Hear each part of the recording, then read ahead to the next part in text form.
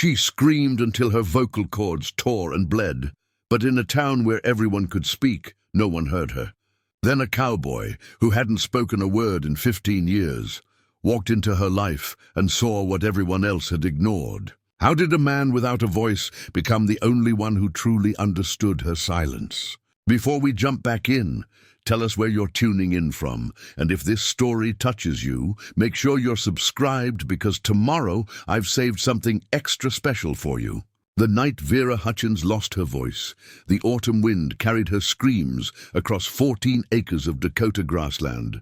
She clawed at the cellar doors until her fingernails split and bled, her throat raw from howling into darkness that swallowed every sound. By the time the sun rose over Copper Ridge, she couldn't produce more than a whisper, and even that came with searing pain. The doctors at County General called it traumatic laryngitis, severe vocal cord damage from prolonged screaming. They prescribed rest, steroids, and speech therapy. What they didn't prescribe was an explanation for why no one had come. Why her neighbors, the Castellanos, who lived just a quarter-mile down the road, never heard a thing. Why Deputy Morris, who'd driven past her property twice that night on patrol, never stopped. Vera stopped trying to explain after the third person suggested maybe she'd had a nightmare. 6 weeks later, her voice hadn't returned. The ENT specialist in Rapid City showed her the scope images. Her vocal cords looked like frayed rope, scarred tissue where smooth movement should be. He used words like permanent damage and psychological trauma in the same breath, as if her mind had conspired with her body to lock her voice away. She learned to carry a small whiteboard everywhere. At the post office, she'd write her questions in blue marker. At Sullivan's General Store, she'd point to items and nod. People started talking louder around her, as if volume could cross the bridge her voice had burned. Some spoke to her like she was simple. Others avoided her altogether, uncomfortable with silence that demanded to be filled. The worst part wasn't the pity. It was the disbelief that lingered behind sympathetic eyes. She could see them wondering, did it really happen? Was she locked in that cellar, or had something in her mind simply broken? Copper Ridge was the kind of town where everyone knew everyone's business, except when it mattered. Population 2,847, nestled in the shadow of the Black Hills, where the main street still had hitching posts from a century ago that now held bicycles instead of horses. The kind of place where Sunday services at First Methodist were social currency, and missing them twice in a row sparked concerned phone calls. Vera had grown up here, left for college in Minneapolis, and returned 5 years ago when her father's dementia made living alone impossible. He passed last spring, leaving her the house, 40 acres, and a mortgage that demanded she keep her job at the county assessor's office. The same office where, 3 months before that terrible night, she'd discovered irregularities in property transfers. Documents that didn't quite match, signatures that looked traced, money moving in directions it shouldn't. She'd mentioned it to her supervisor once. He'd told her not to worry about it. 2 weeks later, someone locked her in her own cellar. The police investigated for exactly 9 days. They found no signs of forced entry, no fingerprints, no evidence anyone had been on her property. Her own spare key was still hidden under the third porch step where she always kept it. The cellar door lock worked perfectly fine. Deputy Morris suggested maybe she'd gone down there and the wind had blown it shut. When she'd written, "The lock was turned from the outside," in all capitals on her whiteboard. He'd shifted uncomfortably and said wind could do strange things. The case went cold faster than October ground. Vera adapted because she had no choice. She learned that silence made people nervous. They'd fill the space with chatter, revealing more than they intended. She learned to read faces the way she used to read words, every micro-expression, every tell. Her supervisor, Dale Griffith, couldn't meet her eyes anymore when he assigned her work. The mayor's secretary, Pauline, would change the subject whenever property records came up in conversation. She kept working at the assessor's office because she needed the paycheck, but also because leaving felt like admitting defeat. Every morning she drove her father's old Ford pickup down Route 44 into town, parked behind the courthouse, and spent 8 hours filing documents that might or might not be legitimate. She ate lunch alone in her truck. She never stayed late. It was mid-November when she first saw the cowboy. He was standing outside Sullivan's, loading feed bags into a battered Chevy that looked older than Vera, tall and lean, wearing a canvas jacket and a hat that had seen better decades. What caught her attention wasn't his appearance. Half the men in Copper Ridge dressed like they'd stepped out of 1975. It was the way he moved through the crowded sidewalk. People parted for him without acknowledging him, like water flowing around a stone. She watched him load the last bag, tip his hat to Mrs. Sullivan, who'd followed him out, and drive away without saying a word. Not unusual in itself. But Mrs. Sullivan stood there for a moment afterward with an expression Vera recognized, the look of someone who'd just had a conversation without speaking. "That's Wyatt Brennan," the voice said beside her. Vera turned to find old Tom Hartley, the retired postmaster, watching the truck disappear down Main Street. "Hasn't said a word in 15 years, Tom continued, not requiring a response from Vera. Not since whatever happened to him out at the Crowley Ranch. Some say he can't talk. Others say he won't. Either way, he gets by just fine." Vera pulled out her whiteboard. "What happened at the ranch?" Tom shrugged. "No one knows for sure. He was working cattle out there. Something went wrong. When they found him 3 days later, he was alive but different. Never spoke again. The Crowleys kept him on for a few years out of guilt, I suspect. Then he bought that small plot off Highway 212. Keeps to himself mostly. Does odd jobs. Good with horses and broken things." He glanced at Vera's whiteboard, then at her face. "The funny thing is, he seems to understand people just fine. Better than most, actually. Like he learned to hear what folks don't say." Something in those words settled into Vera's chest like a stone dropping into still water. Over the next week, she noticed Wyatt Brennan 3 more times. Once at the feed store again, once driving past her road at dusk, and once standing in the parking lot of County General, though she never saw him go inside. Each time she felt the same strange pull of recognition, not of the man himself, but of something he represented, the language of silence in a world that refused to stop talking. It was the first week of December when her truck broke down on Highway 212.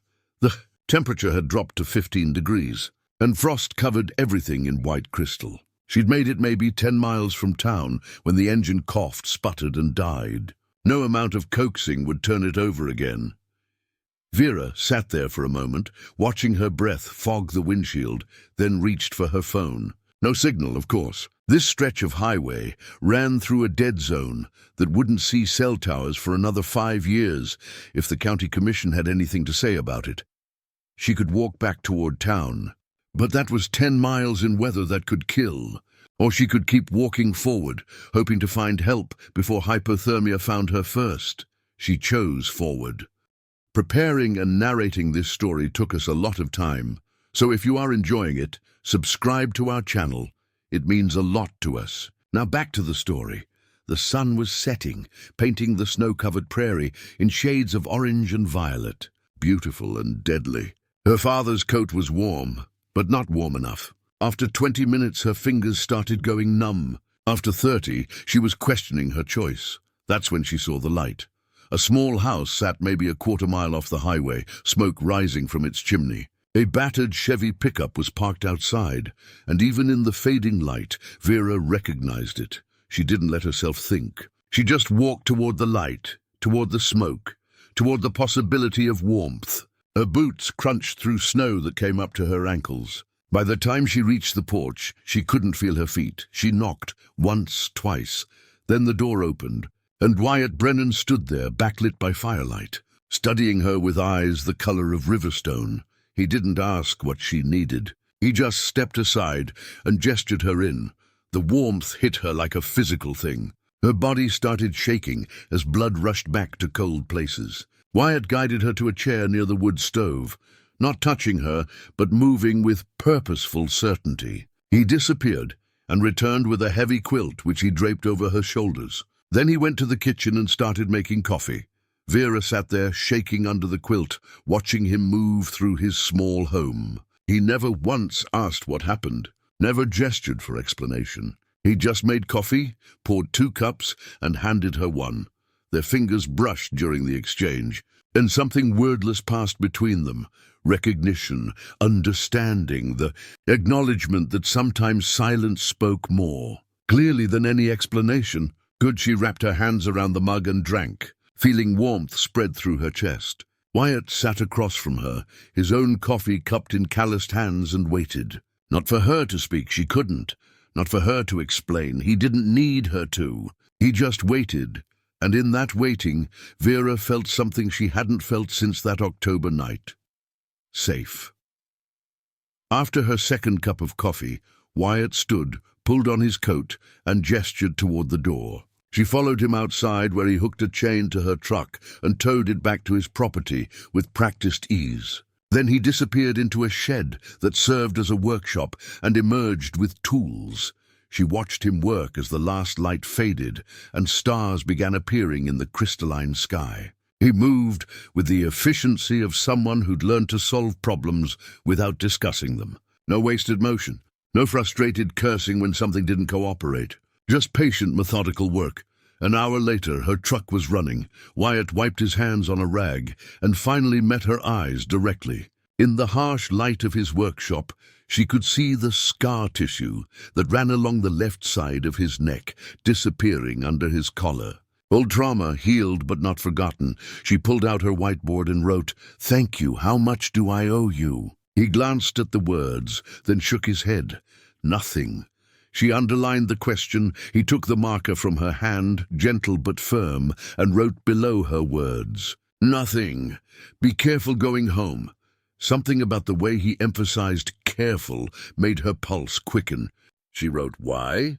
But Wyatt just shook his head, returned her marker, and walked back toward his house. Vera stood there in the cold, staring at his warning, feeling the weight of words that hadn't been spoken settle around her like snow. She drove home slowly, checking her mirrors more than usual, seeing shadows in every headlight that appeared behind her. When she finally pulled into her driveway, she sat in the truck for 10 minutes, watching the windows of her house, making sure no lights were on that shouldn't be. Everything looked normal, but normal was what things looked like right before they broke. Vera didn't sleep that night. She sat at her kitchen table with every light in the house blazing, her father's old revolver within reach. The gun had been his for 30 years, kept in a lockbox in his bedroom closet. She'd never fired it, wasn't even sure if it still worked. But its weight on the table beside her laptop felt like something solid in a world that had gone liquid and uncertain. She spent the hours, until dawn, doing what she should have done months ago, digging deeper into those property records. Her work computer had restrictions, but her personal laptop didn't. She'd copied files before, USB drives full of PDFs that seemed innocuous at the time. Now she opened them with fresh eyes, looking for patterns instead of anomalies. The first pattern emerged around 3 a.m. 6 properties along the proposed route of the new interstate expansion had changed hands in the last 18 months. All rural acreage, all sold for significantly below market value, all purchased by something called Blackridge Development LLC. She'd never heard of Blackridge Development. A corporate registry search showed it had been formed 2 years ago in Delaware, the state where companies went to hide. The registered agent was a law firm in Sioux Falls. The listed officers were names she didn't recognize, but that meant nothing. Shell companies were designed to obscure. What made her hands start shaking was the date of Blackridge's formation. Exactly 1 week after the interstate expansion proposal had been filed with the State Transportation Department. Before the proposal became public knowledge. Before most people in Copper Ridge even knew the highway was coming, someone had known. Someone had formed a company and started buying land before anyone else understood what it would be worth. By dawn, Vera had mapped all 6 properties. They formed a nearly perfect line along the proposed corridor. The current owners, or rather Blackridge, would make millions when the state exercised eminent domain or when developers came calling for gas stations, hotels and truck stops. She sat back, rubbing her eyes, and tried to think clearly. This was insider trading, but for real estate. Someone with advanced knowledge had positioned themselves to profit.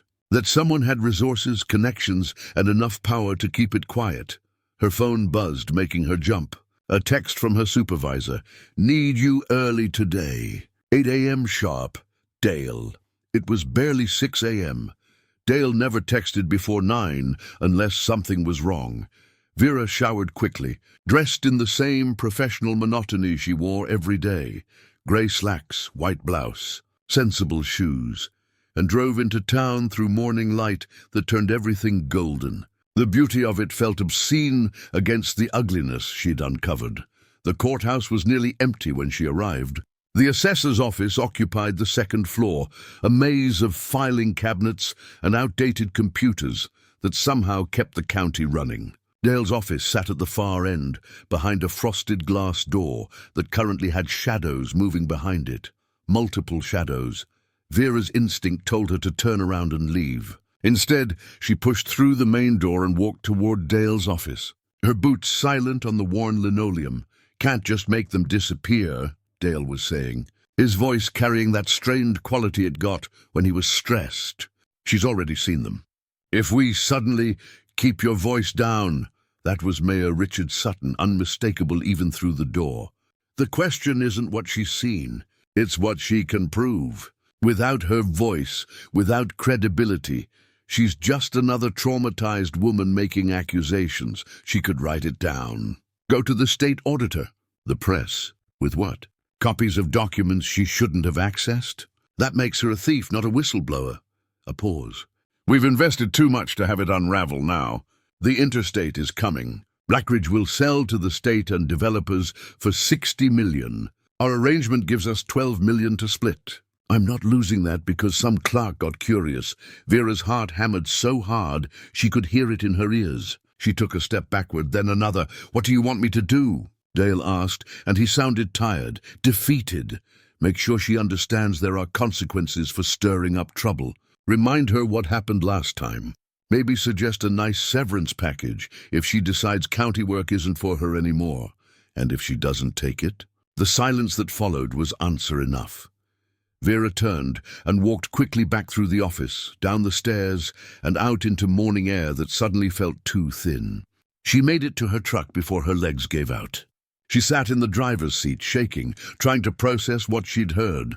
$12 million split between how many people? The mayor, obviously. Dale, who else? The county commissioners? The planning board? How deep did it go? And that comment about last time, they'd known.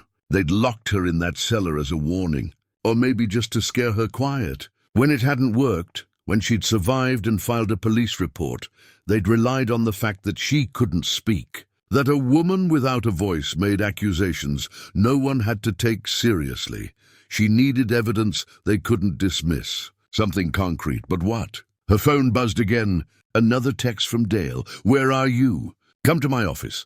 She started her truck and drove away from the courthouse, away from town, out onto Highway 212, where the prairie stretched empty and honest under winter sky. She drove without destination, just needing distance between herself and the men who'd tried to silence her.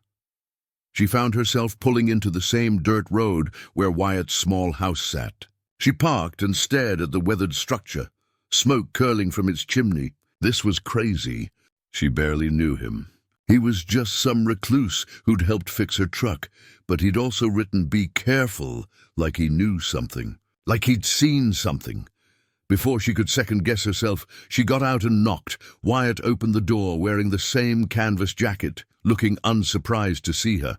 He studied her face for a long moment, then stepped aside. The inside of his house was spare but clean. A wood stove radiated heat. A small kitchen occupied one corner, a bed the other. Books lined makeshift shelves, mostly westerns and repair manuals, but also history texts and field guides. A workbench near the window held various projects in states of completion. Wyatt gestured her to the same chair she'd occupied the night before, then poured coffee, without asking. His movements had a ritual quality, like he'd done this many times. Prepared for company that never came. When they both had mugs, he sat across from her and waited. Vera pulled out her whiteboard and wrote, "I overheard the mayor. He's behind everything." Wyatt's expression didn't change, but something shifted in his eyes. Recognition. He reached for her marker and wrote below her words, "I know."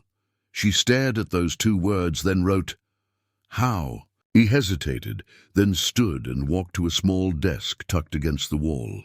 From a drawer, he pulled out a worn leather journal and brought it back. He opened it to the first page and turned it toward her. The handwriting was neat, precise.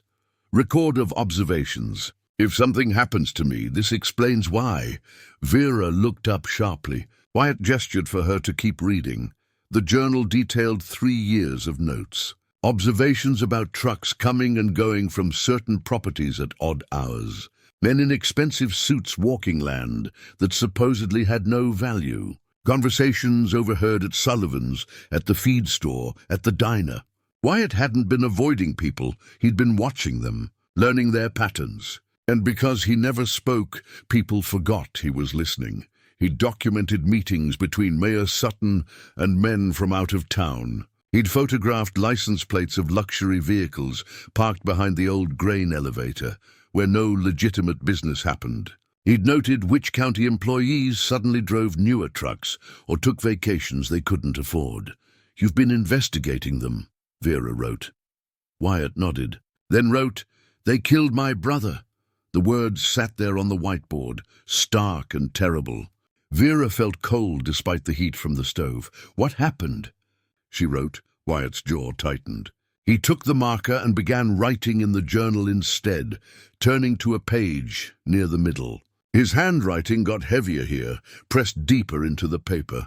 Marcus worked for the county surveyor's office. He found discrepancies in the survey maps. Boundaries changed, acreage miscalculated, always in favor of certain parcels. He told me about it, said he was going to report it. 2 days later, his truck went off Blacktail Ridge. Single vehicle accident. The weather was clear. Marcus was a careful driver. The sheriff ruled it accidental. Vera felt sick. "When?" she wrote, 15 years ago. 3 days after the funeral, men came to the ranch where I was working. Said Marcus had shared information with me. Said I should forget whatever he'd told me. When I refused to promise that, He paused, pen hovering. "They held me down and crushed my larynx. Told me if I went to the authorities, my mother would be next. She was in a nursing home in Rapid City. I believed them." He turned the journal to show her a photograph, paper-clipped to the page.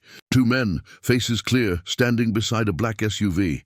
Vera recognized one of them, Philip Royce, the county attorney. "I learned to be quiet," Wyatt continued writing. "Learned to watch without being noticed. Collected evidence because someday someone would need it. Someone who hadn't been scared into silence." Vera's hands were shaking as she wrote, "Why didn't you take this to state police?" "FBI? And say what?" "I can't speak. Can't testify. Any lawyer would shred me. And my mother." He stopped, crossed out those words, and started again. "She died 6 years ago. But by then, I realized these men have connections everywhere. Sheriff, county attorney, judges. Taking evidence to local authorities would be suicide. I needed someone with standing, someone they hadn't completely broken." He looked at her directly, and Vera understood. She was that someone. She had been silenced but not destroyed. She had access to official records. She had just enough credibility left if she could prove her claims. "They'll kill me," she wrote. Probably," Wyatt wrote back, brutally honest. "They'll kill both of us if we give them reason. But they'll kill others too. Eventually, people who get in the way. People who ask questions. So what do we do?" Wyatt stood and walked to his bookshelf. He pulled out what looked like a Bible, but opened to reveal a hollowed-out center containing a USB drive and several SD cards. "We build a case they can't ignore," he wrote. "We document everything. We find more people they've hurt. We make it impossible to cover up. And then we take it somewhere so public, so undeniable they can't make it disappear. The state auditor. Bigger, Federal Highway Commission. They investigate fraud on interstate projects. And press. Multiple outlets simultaneously. Make it a story before they can make it a problem. Vera felt hope and terror in equal measure. This could take months. Yes, and every day we work on it, we're in danger. But every day we don't, they get closer to securing their profit. Once the interstate is finalized and property sales go through, evidence disappears. Memories get fuzzy. In 5 years, no one will be able to prove anything. She nodded slowly, understanding the timeline. Understanding the risk. I'm in, she wrote. Wyatt extended his hand. She shook it, feeling calluses that spoke of hard work and harder choices. Over the next 4 hours, they went through everything. Wyatt's journal was meticulous. Dates, times, observations, photographs. He documented trucks making deliveries to properties that should have been empty. He'd recorded license plates of vehicles at clandestine meetings. He had photographs of Mayor Sutton, County Commissioner Angela Price, and Dale Griffith meeting in parking lots and remote locations. What he didn't have was access to official documents. That's where Vera came in. I can't go back to the office, she wrote. They're watching me now. Can you access records remotely? Maybe, if I use my old credentials from before they changed my access level, Wyatt nodded. We need the original survey maps, the ones from before boundaries changed, and property tax records showing payments before Blackridge bought the land. Prove the value was higher than what they claimed. It was a solid plan. It was also terrifying. Where do I start? She wrote. Wyatt pulled out a laptop, ancient but functional, and booted it up. Here, use a VPN, access the county database. Download everything related to those 6 properties. Original surveys, tax assessments, sale records. If they're monitoring your account, we'll know within an hour. Vera's fingers trembled as she typed in her login credentials. She half expected an error message, account locked, red flags everywhere. Instead, the system opened normally. Her old access level was still active, an oversight. Or maybe Dale hadn't thought she'd try. She navigated to the property records database and began downloading files, surveys, tax documents, title histories. She worked methodically, copying everything to Wyatt's encrypted external drive. 40 minutes later, she had gigabytes of data. Now comes the hard part, Wyatt wrote. Analyzing it, finding the specific evidence of fraud. They spread documents across his small table, comparing surveys from 15 years ago to current maps. The differences were subtle but significant. Property lines had shifted by dozens of feet in some cases. Acreage calculations were off by small percentages that added up to hundreds of acres across all 6 parcels. Someone had been systematically altering records to devalue land before purchase, then restoring accurate measurements after acquisition. The result was millions in unreported value. This is it, Vera wrote, underlining the discrepancies.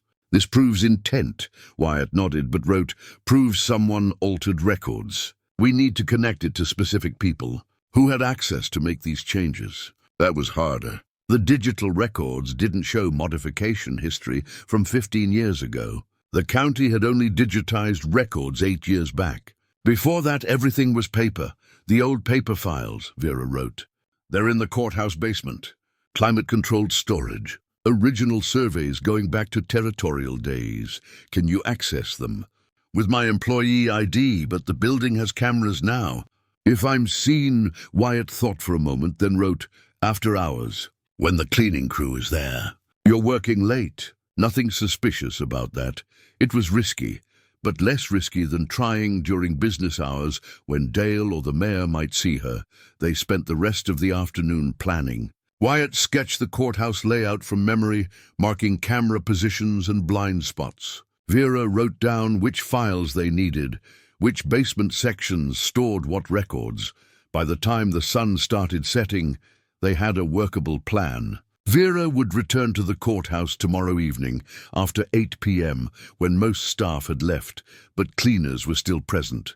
She'd access the basement records, photograph the original surveys, and leave. 30 minutes maximum. What if something goes wrong? She wrote. Wyatt pulled out a cell phone, a burner by the looks of it. He wrote down its number.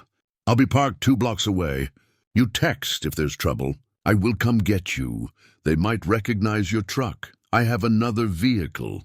At her questioning look, he added, Marcus's truck. I kept it. No one knows I have it. The plan was set. All that remained was executing it without getting caught. As Vera prepared to leave, Wyatt touched her shoulder gently. She turned and he handed her the journal. Take it, he wrote. If something happens to me, you'll need this. Nothing will happen, maybe, but I've lived 15 years preparing for the worst. Don't start being optimistic now. Despite everything, Vera almost smiled. She took the journal, tucked it into her coat, and headed for the door. Before she reached it, Wyatt wrote one more thing. You're not alone anymore. Remember that. Those words carried her through the drive home, through the evening spent rehearsing her plan, through the long night of waiting for tomorrow. She wasn't alone anymore. For the first time since losing her voice, someone understood her completely. Not despite the silence, but because of it. And together, they were going to make the guilty finally hear what they'd tried so hard to ignore. The courthouse at night looked different. Shadows pooled in corners that daylight never quite reached, and the old building seemed to settle into itself with creaks and groans that mimicked footsteps. Vera pushed through the main entrance at 8:17 p.m., her employee badge already in hand. Trying to look like someone who'd simply forgotten something at her desk, the security guard at the front desk, Jerry Malone, 63 and counting down to retirement, barely glanced up from his crossword puzzle. Working late, Miss Hutchins? He asked, his voice carrying that particular disinterest of someone who'd asked the same question 1,000 times. Vera nodded, holding up a folder she'd brought as a prop. Jerry waved her through without checking the sign-in sheet. Small mercies.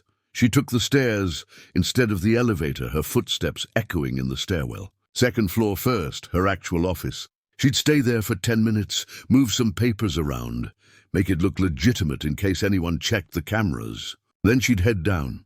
The assessor's office was dark except for emergency lighting. Vera sat at her desk and opened her computer, pulling up random files and scrolling through them. She could see the security camera in the corner, its red light blinking steadily. She made a show of taking notes, checking her watch, acting like someone burning the midnight oil on mundane tasks. At 8:34 p.m., she gathered her folder and headed for the stairs again, this time going down. Past the first floor, past the lobby where Jerry was probably still murdering his crossword, down to the basement level where old records went to gather dust. The basement was technically climate-controlled, but it still smelled like old paper and concrete. Fluorescent lights flickered to life as motion sensors detected her presence. Row after row of industrial shelving stretched into dimness, each section labeled with date ranges and document types. Surveys 1880-1920, surveys 1920-1960. She walked past them, counting sections. Surveys 1990-2010. There, she pulled out her phone, the regular one, not the burner Wyatt had given her, and set it to camera mode. Maximum resolution. She'd photograph everything, sort through it later. The files were organized by property identification number.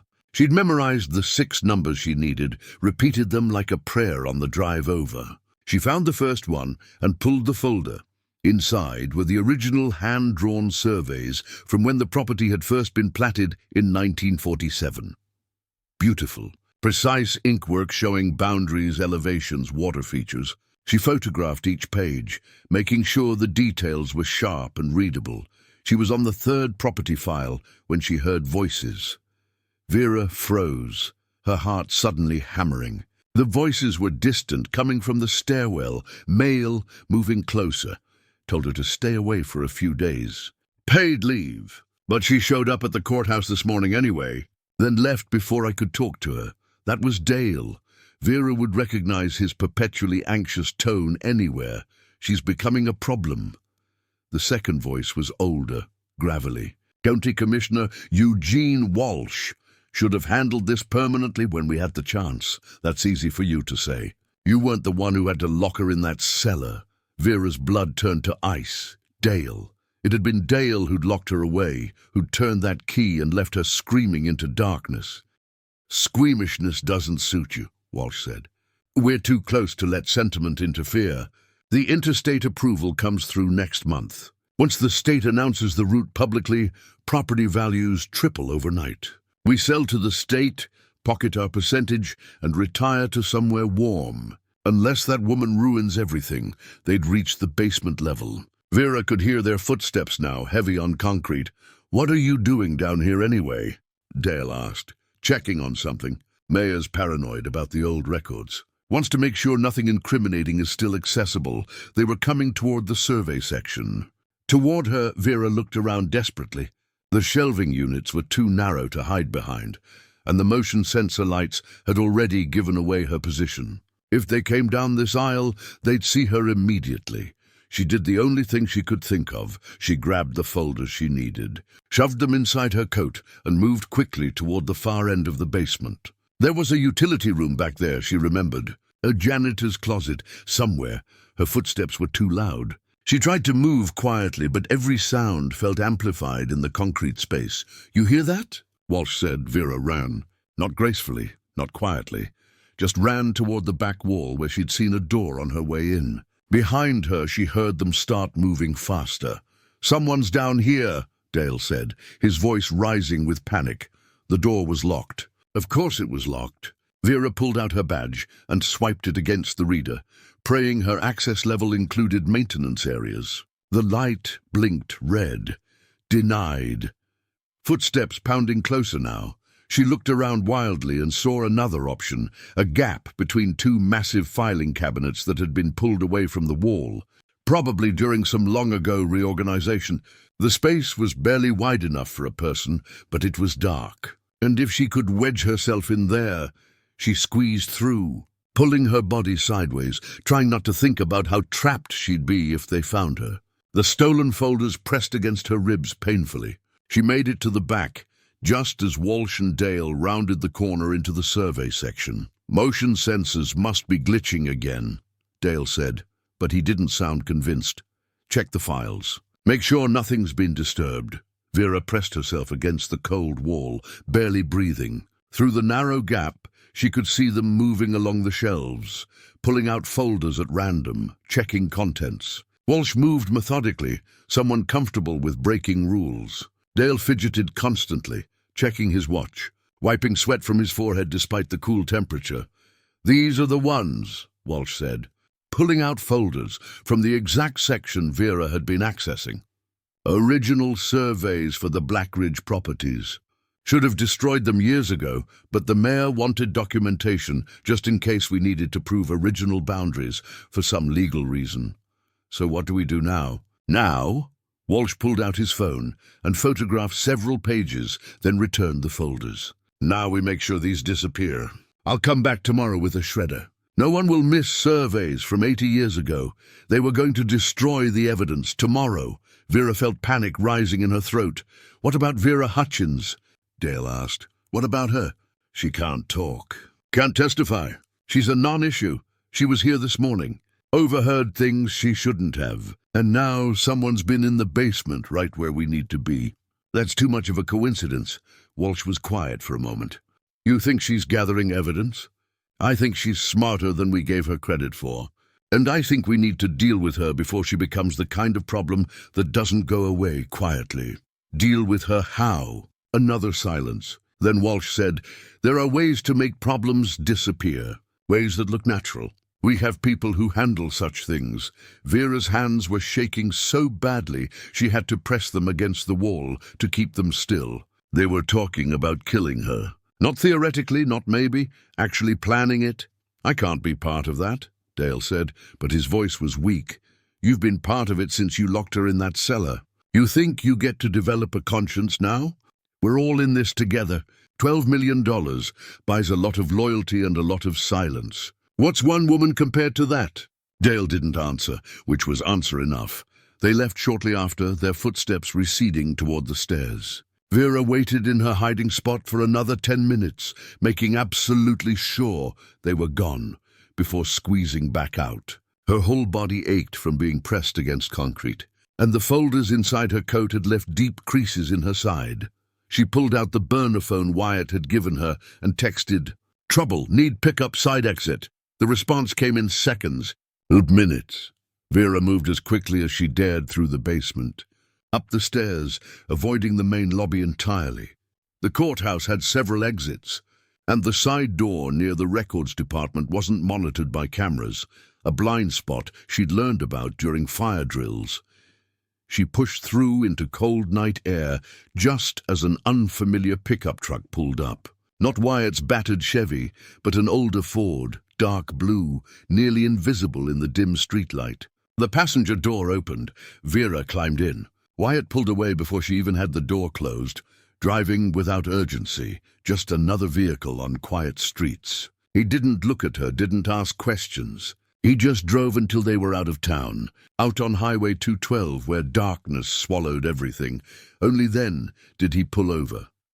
Vera's hands were still shaking as she pulled the folders from inside her coat and held them up. Wyatt turned on the dome light and examined them. His expression didn't change, but something in his posture relaxed. She'd gotten what they needed. She grabbed her whiteboard and wrote quickly, "They're going to destroy the records tomorrow, and they're planning to kill me." Wyatt read the words, then pulled out his journal and wrote, "Expected. We're out of time. I need to act now. How?" He thought for a moment, then wrote more. "We have enough to build a case. Maybe not prosecute, but enough to raise questions. We need to get this to someone who can't be bought. Someone outside the county system. Who? Remember I mentioned the Federal Highway Commission? They investigate fraud on federal projects. The interstate expansion is federally funded. We submit evidence anonymously to them and to investigative journalists simultaneously. Make it public before they can contain it." Vera nodded but wrote, "They'll know it was me." "Yes, which means you can't go home." "Can't go anywhere they expect you. Where do I go?" Wyatt's jaw tightened. He wrote slowly, carefully, "There's a hunting cabin my brother owned, remote. No one knows I have the deed.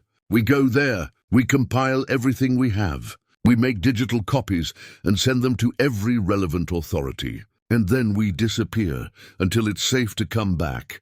What if it's never safe?" He looked at her directly, and in his eyes she saw 15 years of living with exactly that reality.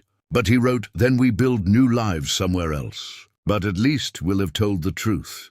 At least we'll have tried." It wasn't a perfect plan. It wasn't even a good plan, but it was the only plan they had. They drove through the night, Wyatt taking back roads Vera didn't know existed, avoiding any route that might have cameras or witnesses. The cabin was 2 hours north, deep in the Black Hills, accessible only by a logging road that hadn't seen regular use in a decade. When they finally arrived, Vera understood what Wyatt meant by remote. The cabin sat in a clearing surrounded by pine trees, invisible from any road or hiking trail. It had power, solar panels on the roof, added recently by the look of them, but no phone lines, no internet, no connection to the grid. Inside was sparse but functional. A wood stove, a bed, a table, shelves stocked with canned goods. Wyatt had clearly been preparing for something like this for years. He got a fire going while Vera spread the stolen folders across the table. Now came the tedious work of documenting everything, photographing each page with proper lighting, creating digital files they could transmit. They worked in silence. The only sounds, the crackling fire and the click of camera shutters. Vera photographed while Wyatt organized files on his laptop, creating folders, labeling everything with dates and property identifiers. Around 2 a.m., they had it all digitized. 43 survey documents showing systematic boundary alterations. Tax records proving significant undervaluation. Title transfers at suspiciously low prices. Combined with Wyatt's journal entries and photographs, it painted a clear picture of conspiracy. Now they needed to compile it into something comprehensible, a narrative document that explained what happened, who was involved, and what evidence supported each claim. Vera pulled out her laptop and started typing. She was better with words than Wyatt, had spent years writing reports and documentation. This was just another report, she told herself. Just facts arranged in logical order, except it wasn't just facts. It was her father's death. The stress of being investigated probably accelerated his decline. It was her voice, stolen as punishment for asking questions. It was Wyatt's brother, murdered for honesty. It was 15 years of fear and silence. She typed until her vision blurred, until Wyatt gently took the laptop away and pointed toward the bed. She was too exhausted to argue. She lay down, fully clothed, and fell into sleep so deep it felt like drowning. She woke to daylight streaming through gaps in the curtains and the smell of coffee. Wyatt was at the table, still working, his hair standing up in directions that suggested he hadn't slept at all. He'd finished the report. Vera read through it while drinking coffee that tasted like liquid salvation. The document was clear, methodical, damning. It laid out the conspiracy chronologically, identified key players, and linked each claim to specific evidence. It was 53 pages of careful prosecution that would be impossible to dismiss. At the end, Wyatt had added a personal statement about his brother's death and his own assault. Vera added her own account of being locked in the cellar and the systematic attempts to discredit her. Personal testimony might not hold up in court, but it humanized the statistics, made the corruption real. Now what? Vera wrote. Wyatt pulled out a list he'd compiled. Federal Highway Commission investigators, state auditors, FBI field offices, investigative journalists at regional and national papers, television news desks. 27 destinations for their evidence. We send it everywhere at once, he wrote. No single person can bury it if 27 people have it simultaneously. Some won't care. Some won't follow up. But statistically enough will pursue it that something happens. It was smart. Overwhelming but smart. They spent the day preparing the submissions. Each email needed to be worded slightly differently. Formal for federal investigators, more narrative-driven for journalists. Each needed to include the full evidence package and clear instructions for verification. By evening, they were ready. Wyatt had a satellite internet connection, expensive and slow, but it worked where nothing else did. He pulled up his VPN, routed through servers in 3 different countries, and created a temporary email account that couldn't be traced. Once we send this, there's no taking it back, he wrote. Vera nodded. She understood. This would destroy lives, end careers, and send people to prison. It would also make her and Wyatt permanent targets until every conspirator was behind bars, but they'd come too far to stop now. She reached across the table and placed her hand over Wyatt's. He looked up, met her eyes. In that moment, without words, they acknowledged what they were about to do. The point of no return, they were crossing together. Wyatt clicked send. The first email went out, then the second. Third, they watched the counter tick upward. 10 emails sent, 15, 20. Each one carried evidence that powerful men had tried to keep buried. At email 27, the transmission complete, they both sat back. It was done. Now they could only wait to see if anyone was listening. Outside, the wind picked up, moving through pine trees with a sound like whispers. Inside, the fire crackled and settled. And for the first time in months, Vera felt something she'd almost forgotten. Hope, small, fragile, but undeniably there. They'd spoken their truth into the void. Whether anyone heard it remained to be seen, but at least they'd tried. At least they'd found each other in the silence, and sometimes that was enough to start with. The first response came 36 hours later. Vera was chopping wood behind the cabin. Something to do with her hands, with the nervous energy that had her pacing the small space like a caged animal, when Wyatt appeared in the doorway, laptop in hand. His expression hadn't changed, but there was an urgency in how he moved. She dropped the axe and followed him inside. On the screen was an email from Jennifer Park, an investigative journalist at the Minneapolis Tribune.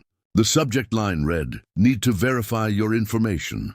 Vera's heart rate kicked up as she read. Park had received their evidence package, had spent the last day confirming details, and wanted to speak with them directly. She'd already verified the property transfers through public records and contacted the Federal Highway Commission, who'd confirmed they were opening an investigation.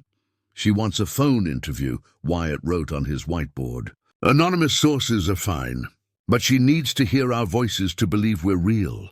Vera stared at those words. Hear our voices. The irony was so sharp it could cut. She wrote back, I can't speak, you won't. Wyatt thought for a moment, then wrote, we do video calls. Camera off. We type responses in real time.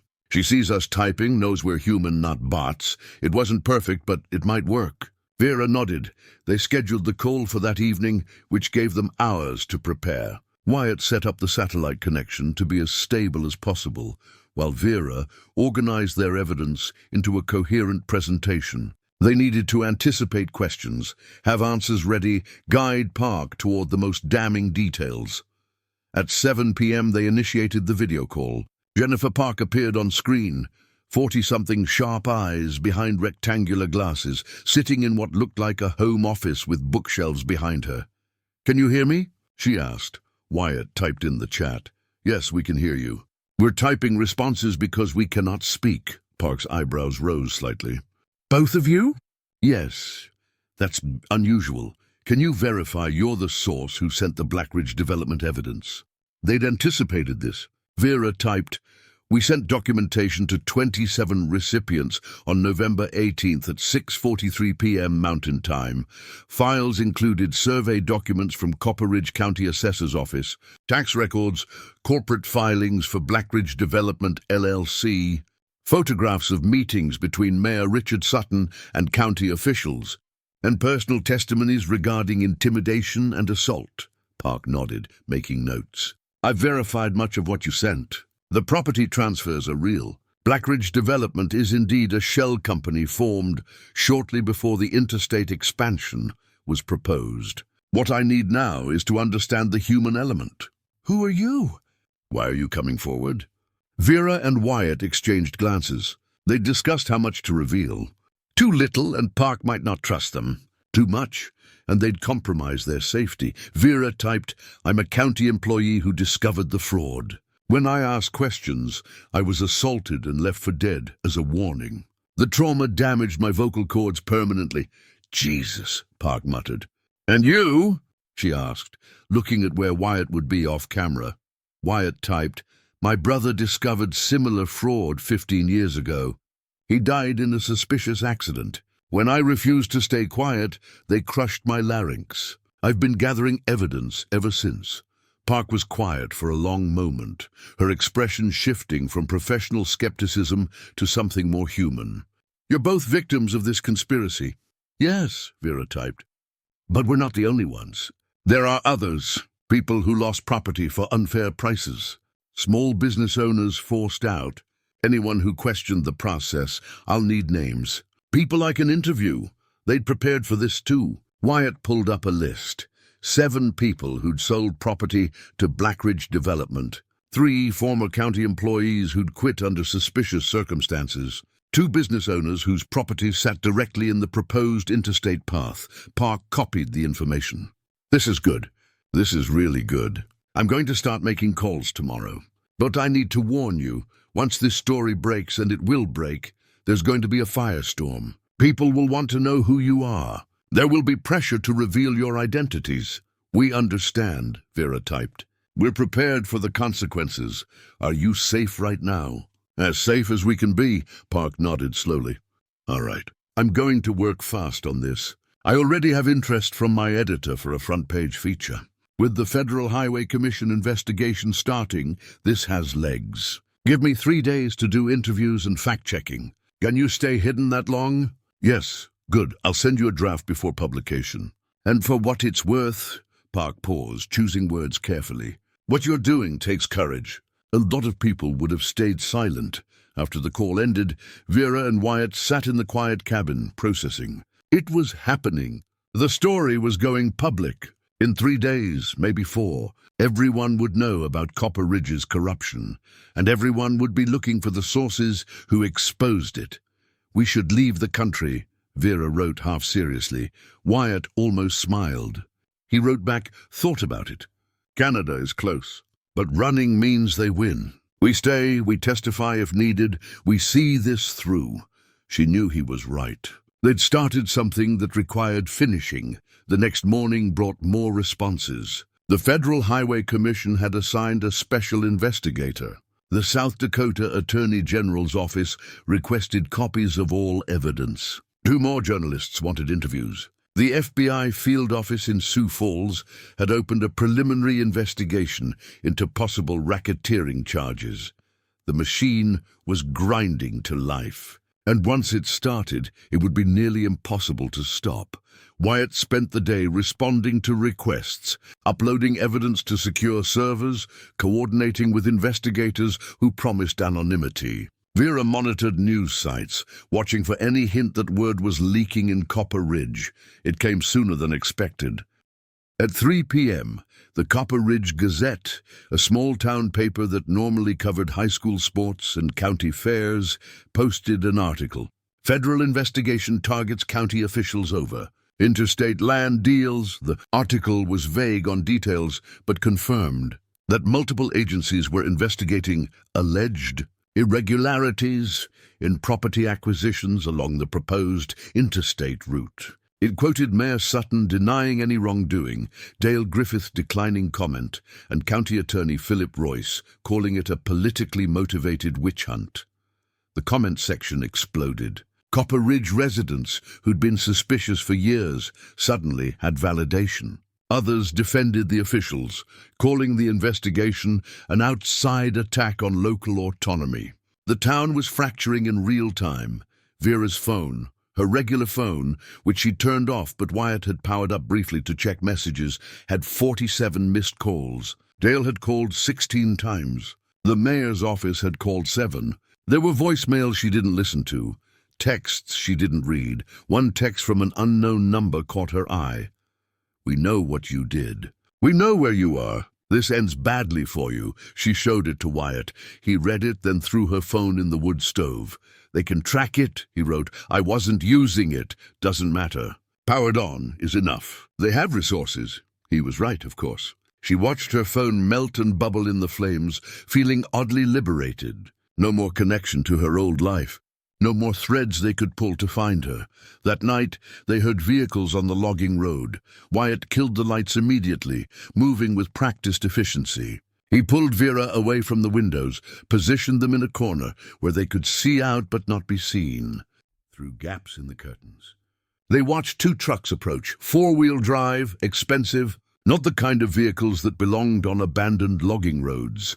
The trucks stopped about 100 yards from the cabin. Headlights cut through darkness. Men got out. Vera counted 4 and stood talking, gesturing toward the cabin. Too far away to hear words, but their body language was clear. They were deciding what to do. Wyatt pulled out his journal and wrote quickly, "They're not sure this is the right place. Just checking properties I might access." How long until they're sure? Could be minutes. Could be hours. Either way, we need to leave now. He'd prepared for this too. There was a supply pack already assembled. Food, water, cash, copies of all evidence on encrypted drives. They grabbed it, along with laptops and the few essential items they'd brought, and slipped out the back door while the men were still conferring by their trucks. The forest behind the cabin was dense enough to hide them, but navigable if you knew where you were going. Wyatt knew. He led Vera through pine trees and underbrush, moving quickly but quietly, putting distance between them and the cabin. They heard shouts behind them. The men had decided to investigate, but by then they were 300 yards away and moving deeper into darkness. They walked for 2 hours, Wyatt navigating by landmarks Vera couldn't see until they reached another road. This one was even more remote, barely a path through the woods. Marcus's truck was hidden there, covered with branches and pine boughs. Wyatt had stashed it weeks ago, planning for exactly this scenario. They drove with headlights off until they were miles away, then switched them on and headed south, away from Copper Ridge, away from the cabin, towards somewhere they might be safe for another few days. "Where are we going?" Vera wrote, "Badlands. I know places there. Caves, abandoned homesteads. They can't search everything. The Badlands were 3 hours southeast, harsh, beautiful, and largely empty. If they could hold out there for a few more days, long enough for the investigations to progress, long enough for arrests to be made, they might survive this." They drove through what remained of the night, watching for headlights behind them, taking random turns to throw off any pursuit. By dawn they were deep in the Badlands, surrounded by striated rock formations and endless sky. Wyatt found an abandoned homestead from the 1920s, just collapsed walls and a root cellar that had survived nearly a century. The cellar was dry, defensible, and invisible from any road. They climbed down into it as the sun rose, exhausted but alive. While Wyatt kept watch, Vera checked the satellite connection on her laptop. Jennifer Park had sent an update. The story would run tomorrow morning, front page, with a follow-up investigation piece later in the week. Other papers were preparing their own articles. The Federal Highway Commission had raided the Copper Ridge County Assessor's Office, seizing records. The Attorney General had issued subpoenas for Mayor Sutton, Dale Griffith, and 3 county commissioners. It was working. The machine was grinding forward, but there was also an arrest warrant for Vera Hutchins, wanted for theft of county documents and unauthorized access to government records. Dale had filed charges, painting her as a disgruntled employee who'd stolen files to make false accusations. "They're trying to discredit me before the story breaks," she wrote. Wyatt nodded grimly. "Expected. Once Park's article runs, charges won't matter. Truth overwhelms small lies. What if it doesn't? Then we recorded everything. Video testimony, full confession. We send it to every news outlet. We make it impossible for them to win." Vera looked at him in the dim light, filtering into the root cellar. This man who'd spent 15 years planning for this moment, who'd lost his voice and his brother, but never lost his determination to see justice done. "Why did you help me?" she wrote. Wyatt thought for a long moment before responding. "Because I couldn't save Marcus. But maybe I could save someone else. Maybe that's what we do with grief, turn it into purpose." Those words settled into Vera's chest, like stones dropped into deep water. They spent the day in the root cellar, taking turns sleeping and keeping watch. Occasionally, they heard vehicles on distant roads, but none came close. The Badlands swallowed them completely. That evening, Wyatt climbed out to check the truck and came back with his laptop showing breaking news. The Minneapolis Tribune article had gone live early, probably because other papers were about to scoop them. The headline read, "Millions in Fraud, How a South Dakota Town's Leaders Betrayed Their Citizens." Jennifer Park's article was devastating. She'd interviewed everyone on their list, corroborated every detail, and laid out the conspiracy with the precision of a prosecutor's closing argument. She'd included quotes from victims, financial analysis showing the scope of fraud, and statements from federal investigators, confirming the evidence's legitimacy. She'd also included a paragraph about her sources, 2 individuals who'd been silenced through violence but refused to stay silent. She didn't name them, but she made their sacrifice clear. Within an hour, the story was everywhere. National news picked it up. Cable networks ran segments. Social media exploded with outrage. And in Copper Ridge, according to live updates from local reporters, Mayor Richard Sutton had been arrested. So had Dale Griffith. County Commissioner Eugene Walsh was in custody. Philip Royce, the county attorney, had apparently fled. But there was a warrant and a manhunt. Vera and Wyatt watched it all unfold on a laptop screen in a century-old root cellar. 2 people without voices who'd spoken loudly enough to shake a town to its foundations. "It's happening," Vera wrote, and her hand was shaking. Wyatt nodded. But he wrote, "It's not over. Arrested doesn't mean convicted. We still need to stay hidden until trials begin, until they're behind bars where they can't reach us." He was right. But for the first time since that October night when she'd lost her voice, Vera felt something like vindication. They'd done it. They'd exposed the corruption. They'd made the powerful answer for their crimes, and they'd done it together, in silence that spoke louder than any scream could have. As darkness fell over the Badlands, Vera allowed herself a moment of something approaching peace. Tomorrow will bring new challenges. But tonight, justice was moving forward, and that was enough. 3 weeks in the Badlands taught Vera things she'd never learned in 42 years of conventional living. how to sleep on hard ground without complaint, how to ration supplies meant for 3 days to last 15, how to read the sky for weather changes that could mean life or death in exposed terrain, and most importantly, how to exist in silence with another person without it feeling like absence. Wyatt was a natural at survival, moving through their makeshift camps with the efficiency of someone who'd lived rough before. He caught rainwater, built fires that gave heat without giving away their position, and somehow managed to keep their electronics charged using a combination of solar panels and car batteries. They moved every 2 days, never staying in one place long enough to establish a pattern. Abandoned homesteads became temporary shelters. Box canyons offered concealment. Once they spent 36 hours in a cave, system that still had Native American pictographs on the walls, ancient hands reaching across centuries to remind them that humans had always found ways to survive. Through it all, they monitored the unfolding investigation via satellite internet. The story had grown beyond even Jennifer Park's comprehensive reporting. Federal prosecutors had taken over the case. The corruption went deeper than just the interstate fraud. 15 years of manipulated land deals, kickbacks, witness intimidation, and at least 2 suspicious deaths, including Marcus Brennan's accident. Dale Griffith broke first, accepting a plea deal in exchange for testimony. His confession confirmed everything Vera and Wyatt had documented and added new details. Mayor Sutton had masterminded the scheme, bringing in Walsh and Royce when the opportunities grew too large to handle alone. They'd formed Blackridge Development specifically to launder their profits, using lawyers in 3 states to obscure ownership, and they'd killed Marcus because he'd discovered an earlier version of the same scheme, property manipulation around a proposed state highway that had made them their first million. Dale's testimony about locking Vera in the cellar was particularly damning.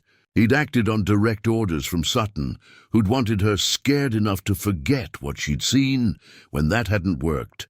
When Vera had survived and tried to report it, they'd relied on her lack of voice to discredit her story. "They made my silence their weapon," Vera wrote one evening as they huddled around a small fire. "But it became ours instead." Wyatt nodded, staring into flames. He wrote back, "Silence forces people to listen differently, makes them pay attention to what's not said." That's what they never understood. 4 weeks after the story broke, Philip Royce was found in Mexico trying to board a plane to Panama. His arrest made national news. With all the major conspirators in custody, federal prosecutors offered Vera and Wyatt a deal: testify at trial, and all charges against Vera would be dropped. Refuse, and she'd still face prosecution for document theft. It wasn't much of a choice.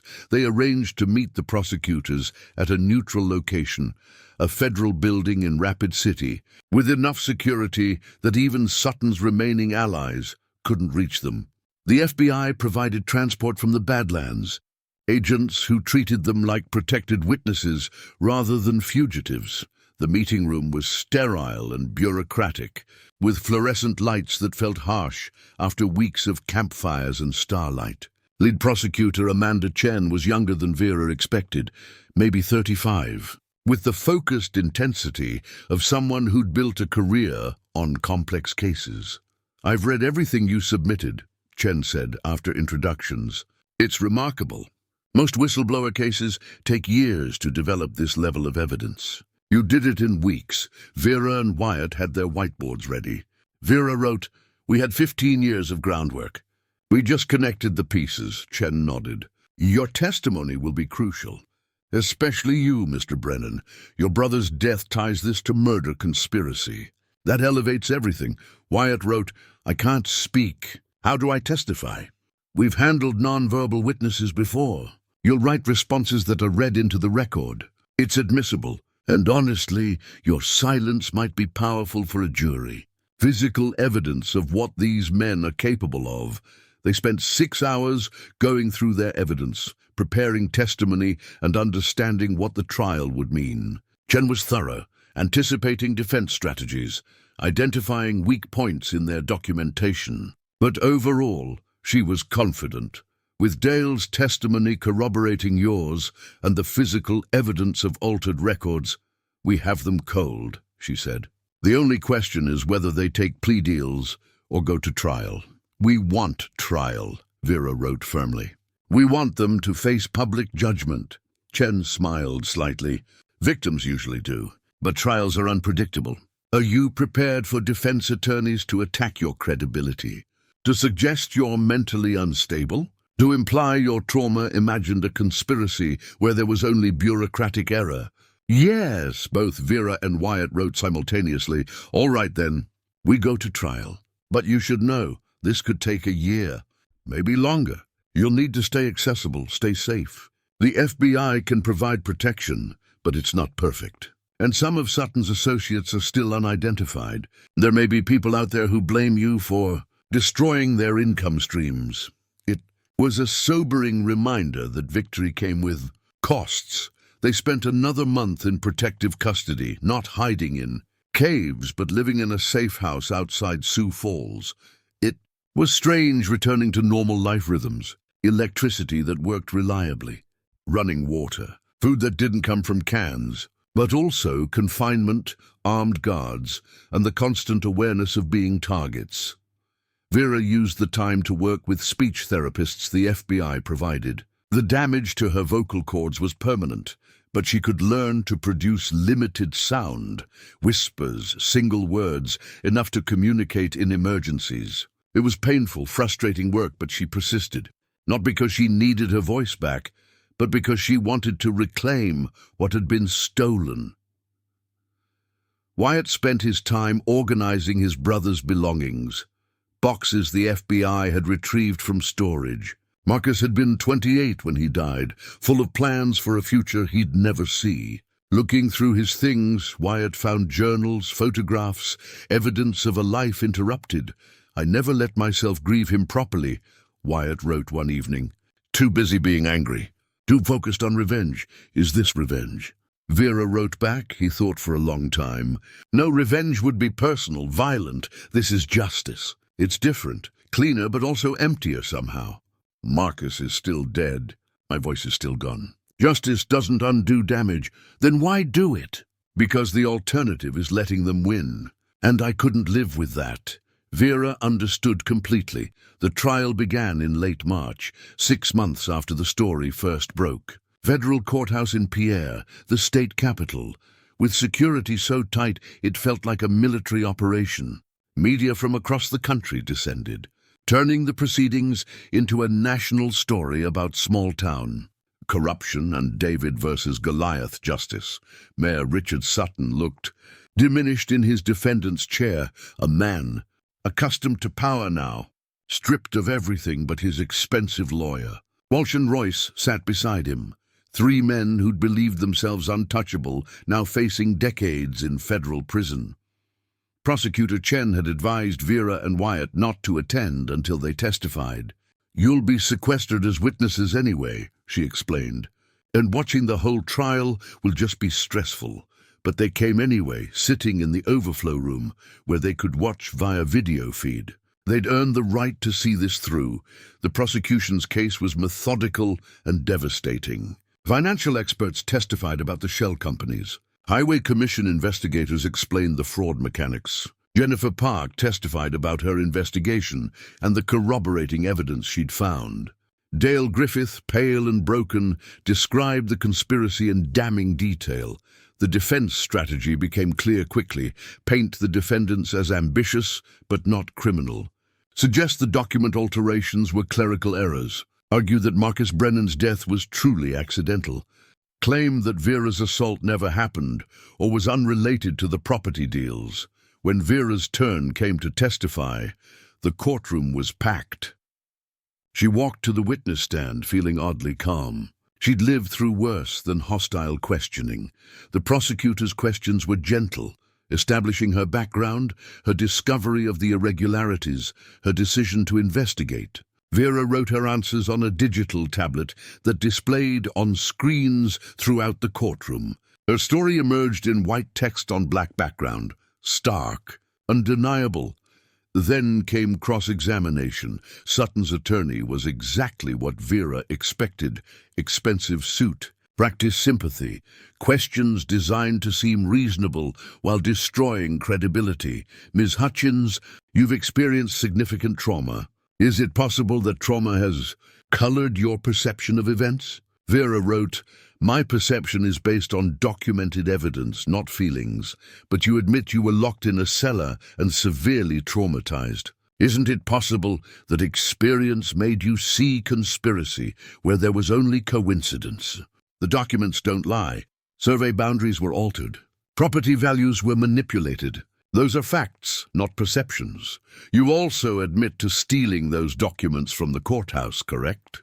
I photocopied public records I had legitimate access to as a county employee, after hours, in secret, without authorization, because the people I should have reported to were the ones committing fraud. The attorney smiled like he'd scored a point. So you took the law into your own hands. Decided you knew better than proper channels. I tried proper channels. I was locked in a cellar and left to die for it, allegedly. But there's no evidence anyone locked you in that cellar. The police found no signs of forced entry. No witnesses. Just your word, or rather your written claim, since you cannot speak to verify it under oath in the traditional manner. Prosecutor Chen objected, and the judge sustained it. But the damage was done. The defense was planting doubt about Vera's entire story. When Wyatt testified, the defense tried a different approach. They portrayed him as obsessed, a man who'd spent 15 years building a conspiracy theory to cope with his brother's accidental death. They questioned his mental stability, suggested his muteness was psychological rather than physical, implied he'd manipulated Vera into supporting his delusions. But Wyatt's testimony was unshakable. He presented his journal, 15 years of meticulous observations, photographs, documentation. He submitted medical records showing the damage to his larynx, the healed fractures consistent with assault, the surgical reports from attempts to repair his voice. He provided evidence that demolished every defense claim. And most powerfully, he described watching his brother die. Not the accident itself, but the aftermath, the closed investigation, the rushed ruling, the threats that followed. He wrote it all in careful, precise language that made the courtroom utterly silent. My brother died because he told the truth. His final statement read on the screen. I lost my voice because I wouldn't forget that truth. Ms. Hutchins lost hers because she discovered it again. We are proof of what these men do to silence opposition. But we're also proof that silence can still speak. The jury deliberated for 3 days. Vera and Wyatt waited in the safe house, barely eating, unable to focus on anything but the clock. What if the jury didn't believe them? What if expensive lawyers and reasonable doubt won over documented evidence? What if they'd risked everything for nothing? On the 3rd day, word came.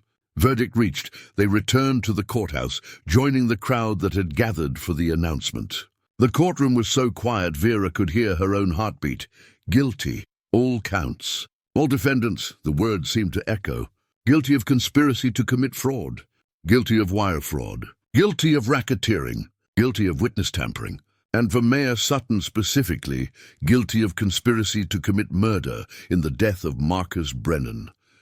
Vera felt her knees go weak. Wyatt grabbed her hand, squeezed hard. Around them, people were crying, cheering, embracing. Jennifer Park was there, tears streaming down her face. County residents who'd lost property to the scheme were sobbing with relief. Even some of the FBI agents looked moved. Sentencing came 6 weeks later. Sutton received 28 years. Walsh got 22. Royce, 19. Dale, because of his cooperation, received 12, but would serve most of it. They'd be old men when they got out, if they survived prison at all. After the sentencing, Vera and Wyatt stood outside the courthouse, watching people celebrate on the steps. It felt surreal. This thing they'd built in silence and desperation had grown into something that affected hundreds of lives. Jennifer Park found them in the crowd. I wanted to thank you both, she said, speaking slowly so they could read her lips. This story changed my career, but more importantly, it changed lives. You gave people justice. Vera pulled out her whiteboard. You gave us a voice. Parks smiled. No, you always had voices. I just helped people hear them. As the crowds dispersed and evening settled over Pierre, Vera and Wyatt walked to a small park near the courthouse. They sat on a bench, watching the sun set over the Missouri River, not needing to write anything, just existing in comfortable silence. What now? Vera finally wrote. Wyatt thought for a moment. Live. Actually live instead of just surviving. Maybe that's enough. Copper Ridge? He shook his head. Too many ghosts, you? Same. Start somewhere new? Together. Vera looked at him, this man who'd saved her by understanding that silence wasn't absence, but a different kind of presence. Who'd turned shared trauma into shared purpose. Who'd shown her that losing your voice didn't mean losing yourself. Yes, she wrote. Together. They sat there as stars began appearing, two people without voices who'd spoken loud enough to topple tyrants. The future was uncertain, but they'd face it the same way they'd faced everything else, in silence. But never alone. 6 months later, they were in Oregon, running a small advocacy organization for crime victims who'd been silenced through trauma or intimidation. Vera managed the administrative side. Wyatt handled outreach. They taught people that silence could be powerful, that voices came in many forms. That speaking truth didn't always require sound. They'd found a quiet house on the coast, where they could hear the ocean, but not the noise of a world that talked too much and listened too little. They kept a garden, rescued a dog who'd been abandoned, and built a life that felt honest.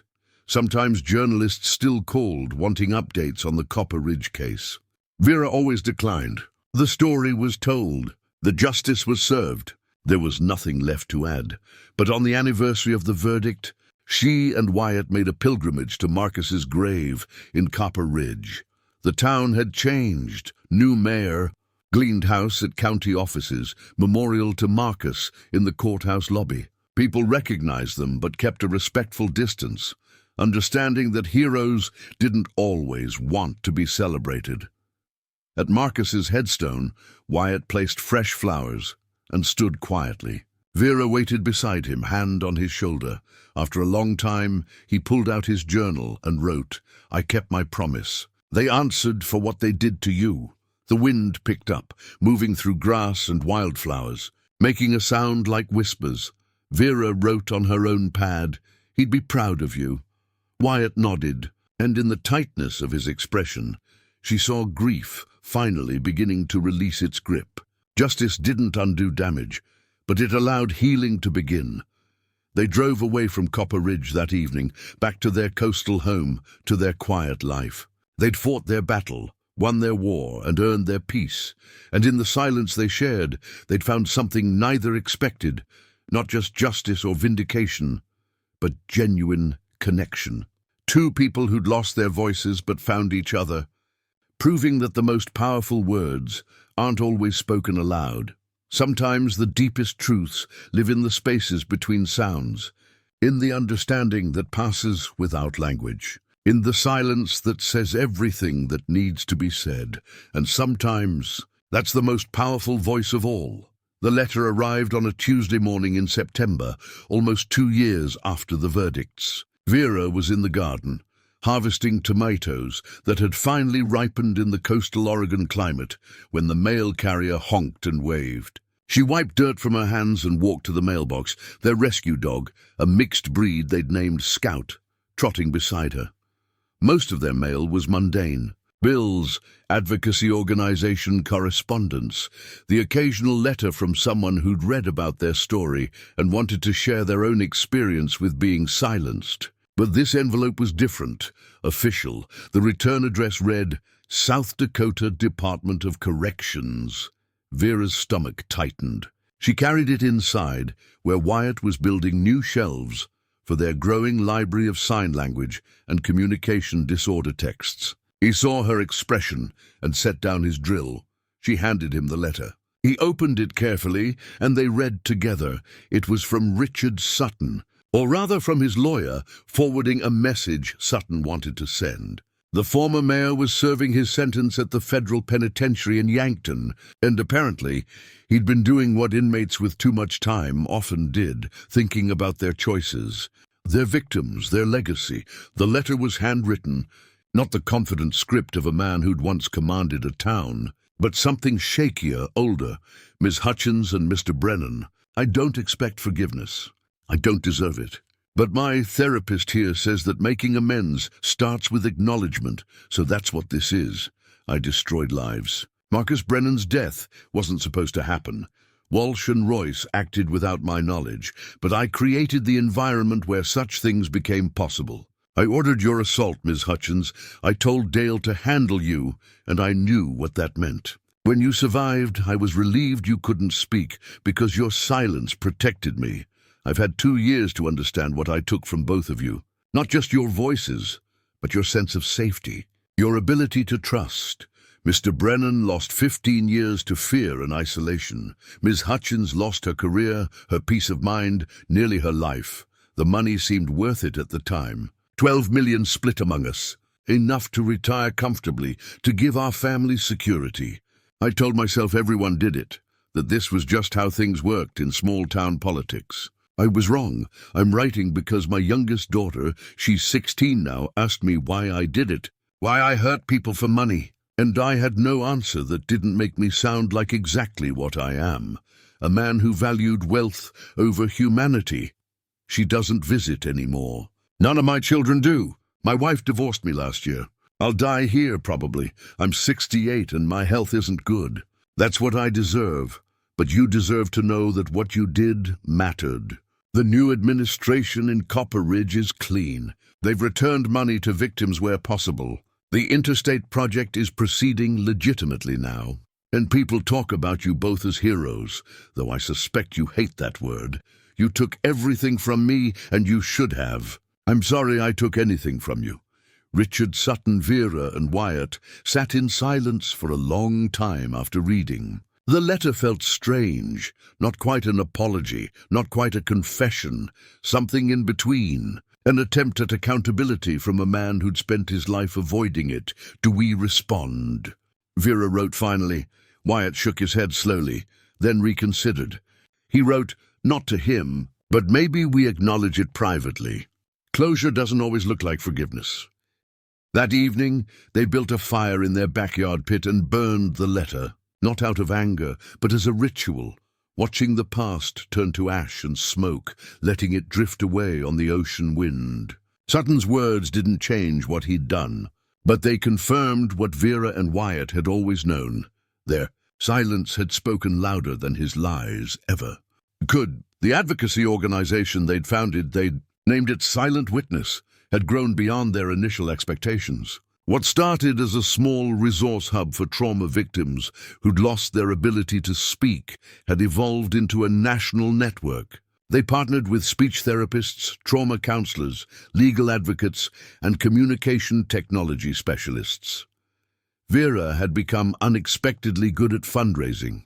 Her written grant applications were compelling precisely because they came from lived experience. She could articulate what it meant to be dismissed, ignored, and invalidated because of silence. Foundations and donors responded, and within 18 months they'd secured enough funding to hire a small staff. Wyatt handled the direct victim services. He'd developed a program teaching people alternative communication methods, not just sign language and writing, but art therapy, music therapy, movement-based expression.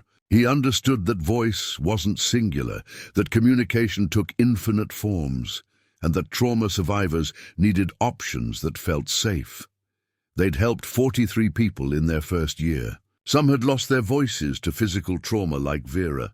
Others had been silenced by abuse, by PTSD, by neurological conditions. A few were selectively mute children who'd witnessed violence. Each case was different, but the core need was the same, someone who understood that silence wasn't weakness. One of their success stories was a woman named Claire Vasquez, a domestic violence survivor whose ex-husband had strangled her, causing permanent vocal cord damage. She'd come to them broken, unable to testify against him. convinced her case would be dismissed without her voice. Wyatt had worked with her for 3 months, teaching her how to communicate through written testimony, how to use assistive technology, and how to make her silence visible in ways the court couldn't ignore. Vera had connected her with prosecutors experienced in non-verbal witness testimony. Claire's ex-husband was now serving 12 years, and Claire worked as a volunteer with Silent Witness, helping other survivors find their courage. "You gave me back my power," she'd written to them. "Not my voice, I'll never have that again, but something better. The understanding that I could still be heard." Stories like Claire's made the difficult days worthwhile. And there were difficult days. Funding shortfalls, cases they couldn't help, people too traumatized to trust even their gentlest interventions. The work was emotionally exhausting, reopening their own wounds while helping others heal theirs. But it was also deeply meaningful. They'd taken their worst experiences and transformed them into something that helped others survive similar darkness. On a Friday afternoon in October, Vera received a call from Jennifer Park. They'd stayed in touch over the years. Occasional emails and phone calls where Park did all the talking and Vera typed responses. "I have news," Park said. "Good news, I think. The Pulitzer Committee is announcing awards next week. My Copper Ridge series has been nominated for investigative reporting," Vera typed quickly. "That's incredible. You deserve it. If I win, and it's a big if, they want me to bring you and Wyatt to the ceremony. The story was yours as much as mine. More, really. I just wrote it down. We don't like publicity, I know. But this isn't about publicity. It's about recognition. What you did changed journalism, changed how we think about sources and whistleblowers. You showed that courage doesn't always announce itself. Sometimes it whispers. Sometimes it doesn't make a sound at all." Vera promised to discuss it with Wyatt. That evening, over dinner, salmon he'd caught that morning, vegetables from their garden. She showed him the conversation on her laptop. Wyatt read it, his expression thoughtful. He wrote, "If it helps other people understand that silence can be powerful, may be worth the discomfort. Or we could just stay home and keep living quietly." We could. But Marcus never got recognition, never got justice until we forced it. Maybe accepting this honors him too. That argument convinced her. They agreed to go if Park won. 3 weeks later, Park called again. She'd won the Pulitzer Prize for investigative reporting. The ceremony was in New York in December. They'd never been to New York.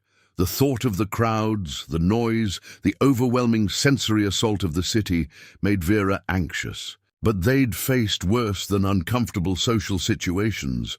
They flew out 2 days before the ceremony, giving themselves time to adjust. The city was exactly as overwhelming as expected. Millions of voices competing for space, sirens and traffic, and the constant hum of humanity pressed together. But it was also extraordinary. The energy, the diversity, the sense that anything was possible. Park met them at their hotel, embracing them both with genuine warmth. "I can't believe you came. This means everything." The ceremony was held at Columbia University, formal and prestigious. Vera wore a simple black dress she'd bought specifically for the occasion. Wyatt wore a suit that made him look uncomfortable but distinguished, his Western roots showing through despite the formal attire. They sat in the audience while Park accepted her award, listening to her speech about investigative journalism's role in democracy, about the importance of protecting sources, about courage taking many forms. Then Park did something unexpected. She asked Vera and Wyatt to stand. The story of Copper Ridge wouldn't exist without 2 people who risked everything to expose corruption, Park said, her voice carrying through the auditorium. Vera Hutchins and Wyatt Brennan lost their voices but refused to be silenced. "They showed me, and I hope they showed all of us, that communication transcends speech, that truth speaks in many languages, that sometimes the most powerful testimony comes from those who cannot make a sound." The audience applauded. Vera felt her face flush, uncomfortable with the attention, but also moved by Park's words. Beside her, Wyatt sat very still, and she could see his jaw working with emotion he wouldn't allow to show. After the ceremony, they were approached by other journalists, by activists, by people who'd read Park's series and wanted to express gratitude or solidarity. A woman from the Innocence Project asked if they'd ever considered consulting on cases involving witnesses with communication disabilities. A documentary filmmaker wanted to tell their story on film.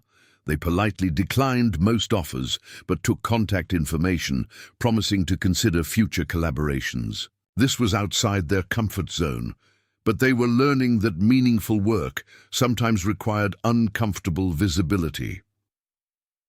The next morning, before flying home, they visited the 9/11 memorial. Standing at the reflecting pools, reading names carved in bronze, they were struck by the many ways tragedy could be memorialized. These names represented people who'd been silenced permanently, their voices stopped by violence they hadn't anticipated or deserved. Vera wrote on her tablet, "We're lucky. We lost our voices but kept our lives, built new ones." Wyatt nodded, writing back, "Luck and stubbornness. Mostly stubbornness." She almost laughed, the sound coming out as a breathy approximation she'd learned to make through speech therapy. Wyatt smiled at the noise. It was rare for her to attempt vocalization, and he understood what it meant, that she felt comfortable enough to try. They flew back to Oregon, to their quiet house and their important work, carrying with them a renewed sense of purpose. The Pulitzer recognition had validated their choices, but more importantly, it had connected them with people doing similar work across the country. Over the following months, Silent Witness expanded its reach. They partnered with the Innocence Project to help incarcerated people who couldn't communicate effectively with their lawyers. They consulted with police departments on interviewing trauma victims. They developed training programs for social workers and therapists, and they continued their personal work, the garden, the rescued animals. They'd added 2 cats and a parrot who'd been abused and plucked its own feathers. The quiet evenings watching the ocean, the comfortable silence they'd built together. One evening in late spring, 3 years after the verdicts, they received an unexpected visitor. A young woman, maybe 25, knocked on their door. Scout barked once, then wagged his tail, his usual greeting for non-threatening strangers. "I'm sorry to come unannounced," the woman said when Vera opened the door. "My name is Rachel Sutton, Richard Sutton's daughter." Vera's expression must have shown her shock because Rachel hurried to continue. "I know this is strange, probably upsetting, but I've been wanting to talk to you both for a long time. My therapist finally convinced me to stop being a coward and just do it." Vera gestured her inside, sent a quick text to Wyatt, who was in his workshop. He appeared minutes later, sawdust on his shirt, wariness in his eyes. They sat in the living room, Rachel perched nervously on the edge of their couch, Vera and Wyatt in chairs facing her. Scout positioned himself between Rachel and his people, protective but not aggressive. "I'm not here to defend my father," Rachel began. "What he did was unforgivable. He destroyed lives, including his own family's. My mother couldn't handle the shame. She has health problems now, stress-related. My brothers won't talk about it. And She paused, gathering courage. "I wanted to understand how someone becomes that person, how you choose money over humanity." She pulled out a folder. "I've been researching corruption, reading about power and moral compromises, trying to understand how my father, who used to coach my soccer team, who cried at my school plays, became someone capable of ordering violence." Vera and Wyatt exchanged glances. This wasn't what they'd expected. Rachel continued, "I don't want forgiveness for him, but I wanted you to know that his choices don't define our whole family. I'm in law school now, constitutional law, with a focus on government accountability. I'm going to spend my career fighting the kind of corruption my father embodied." She looked directly at them, eyes bright with unshed tears. "You could have destroyed him quietly, sent evidence to prosecutors without going public. But you made it a story. You made it impossible to ignore. And that changed things for people like me, people who might have followed the same path of small compromises leading to major crimes. You showed us what accountability looks like. Vera reached for her tablet. Your father's choices aren't your burden. You don't owe us anything. Maybe not, but I owe it to myself to be better than he was. And I wanted you to know that your courage inspired that choice. They talked for 2 hours. Rachel shared stories about growing up in Copper Ridge, about slowly realizing her father's wealth didn't match his salary, about the cognitive dissonance between the dad she knew and the criminal he'd become. She asked questions about their advocacy work, about how they'd survived trauma, about what healing looked like. When she finally left, she embraced them both, tentatively, asking permission first, then warmly when they nodded agreement. After, she'd driven away. Vera and Wyatt sat in the gathering dusk, processing the unexpected encounter. Think she'll really dedicate her career to fighting corruption? Vera wrote. Wyatt nodded slowly. Yes, some people inherit their parents' worst traits. Others dedicate themselves to being the opposite. She's the opposite. One more life changed. For the better. That's what matters. As stars began appearing over the Pacific, they sat together on their porch, Scout at their feet, breathing salt air and listening to waves. Their lives had been forever altered by violence and corruption, but they'd chosen how to respond to that alteration.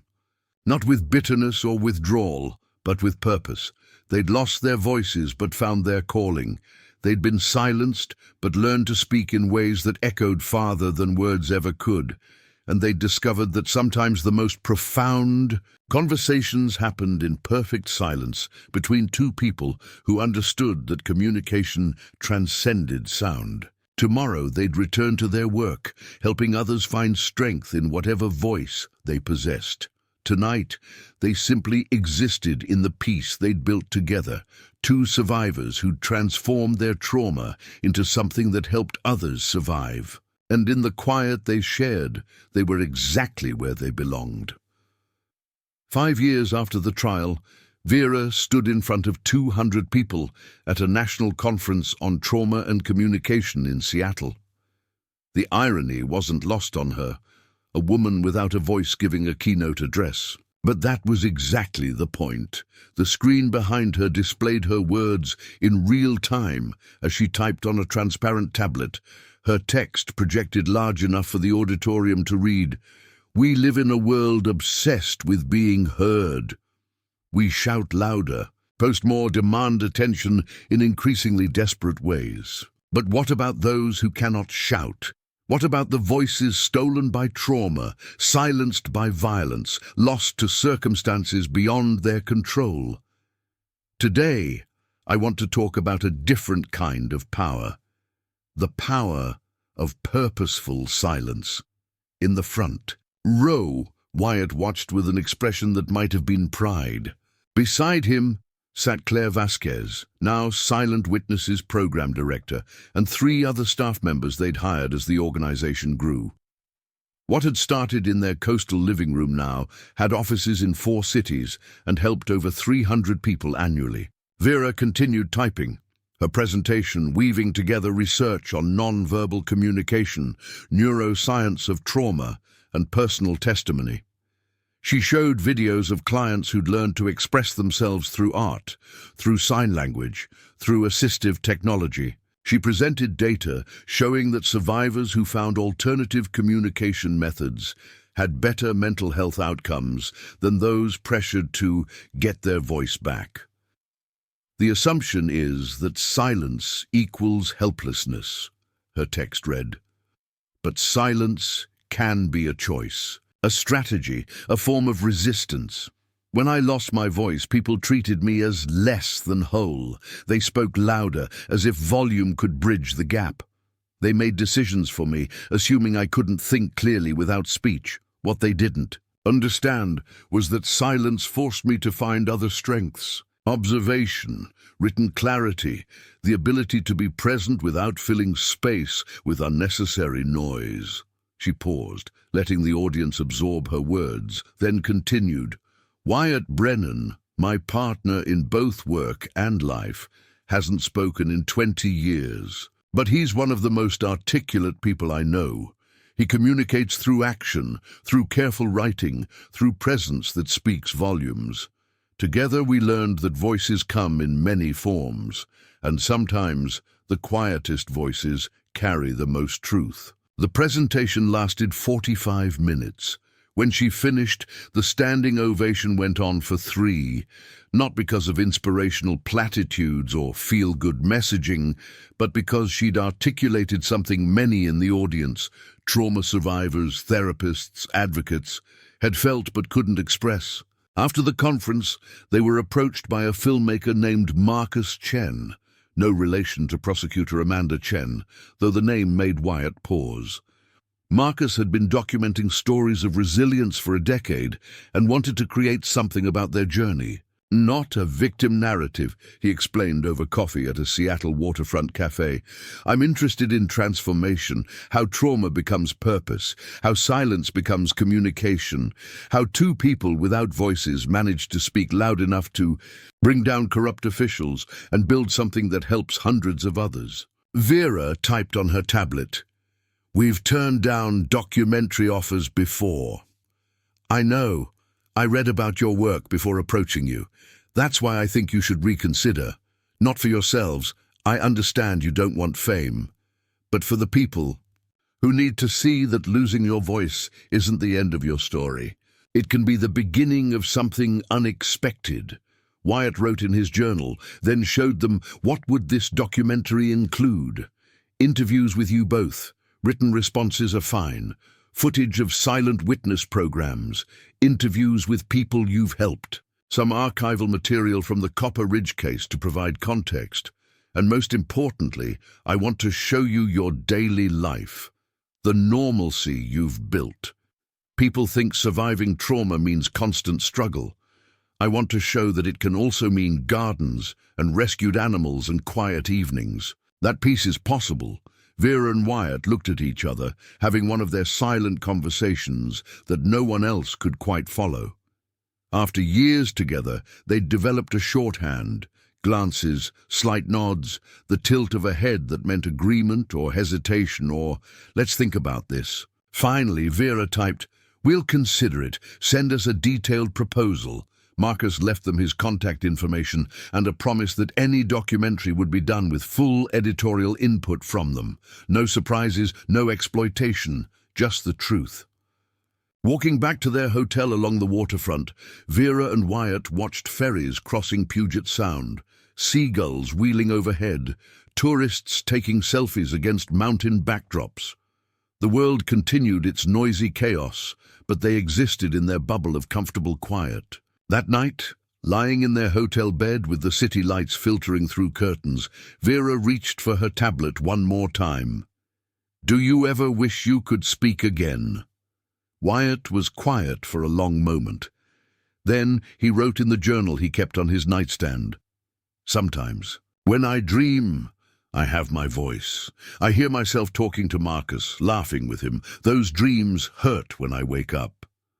But during the day? No. This silence has become who I am.